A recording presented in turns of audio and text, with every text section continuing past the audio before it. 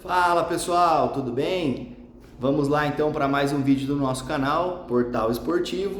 Lembrando aí você que não é inscrito, você que não ativou o sininho das notificações aqui, clique para você ficar sempre sabendo dos nossos conteúdos, tá bom? Hoje falaremos sobre algo de extrema importância para quem gosta de esportes, para quem gosta de educação física e nutrição, que seriam aí as vias energéticas. Qual é ou quais são as importâncias e quais são as vias que são importantes para que o exercício aconteça, tá bom?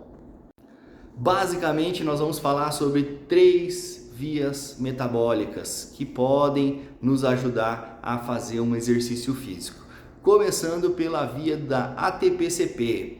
Para quem é meu aluno, eu fiz uma tentativa de desenho ali para vocês, né, para ilustrar isso. Mas, resumidamente, a ATP-CP é uma via que ajuda muito aquela energia instantânea que se você precisar correr agora, você consegue.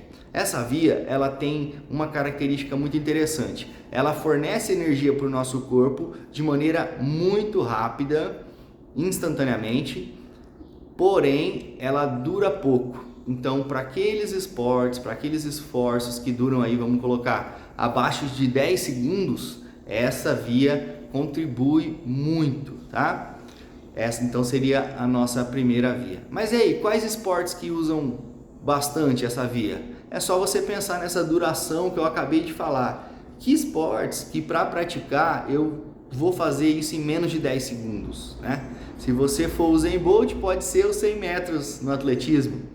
Então é só aqui um exemplo de um esforço que predominantemente é da via ATP-CP.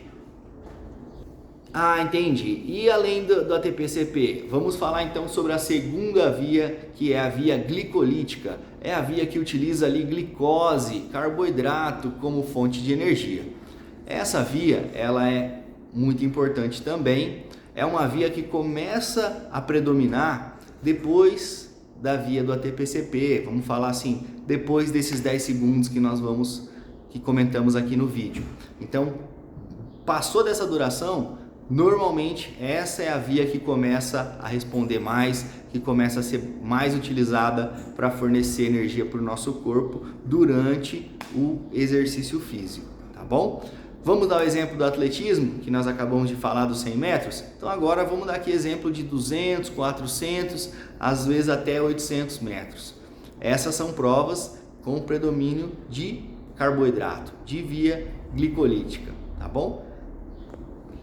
E agora sim falaremos da terceira via metabólica, que seria aí a via oxidativa. Mas como assim oxidativa? A gente está aqui falando de carboidrato, tal, creatina, fosfato, mas agora nós vamos dar um exemplo da via oxidativa. Por quê? Essa é uma via que utiliza o oxigênio para mobilizar uma molécula ali de gordura. Então a sua gordura que está ali naquele local indesejado, você vai conseguir utilizar ela porque o oxigênio que você inspirou foi transportado, chegou até ela e agora, depois de uma reação em cadeia, pôde utilizar essa via como fonte de energia.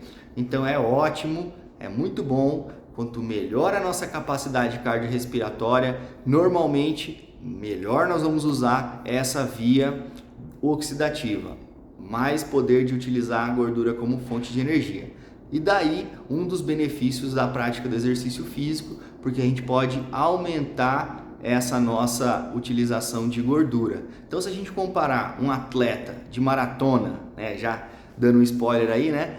Na nossa comparação do atletismo, seriam provas que duram aí a partir de 2 minutos e meio, 3 minutos de duração. A partir desse momento, essa via oxidativa começa a predominar com relação às outras duas que nós já vimos, tá? Então, a maratona é um ótimo exemplo, né? Os atletas, eles têm uma condição cardiorrespiratória muito melhor que a nossa. E eles têm uma capacidade muito maior que a nossa também de usar a gordura como fonte de energia. Então dá para ver que dificilmente você vai encontrar um atleta de maratona com percentual de gordura acima, né, do ideal. a não ser que ele esteja destreinado, né? Mas são adaptações que ele consegue com o treinamento, tá bom? Ah, entendi, Cássio. Então quer dizer que primeiro eu uso uma via, depois eu uso a outra e por fim eu uso a outra. Não. Por quê, pessoal? A gente fala que na fisiologia do exercício, o nosso corpo ele é muito bom em economizar energia, em saber utilizar a energia no momento adequado. Então o nosso corpo ele não funciona como se fossem gavetas, né? Que eu vou primeiro utilizar uma, aí eu fecho aquela gaveta, abro a segunda, uso, fecho. Não. O que ele faz? Ele consegue utilizar as três ao mesmo tempo. Pô, mas agora ficou confuso, né?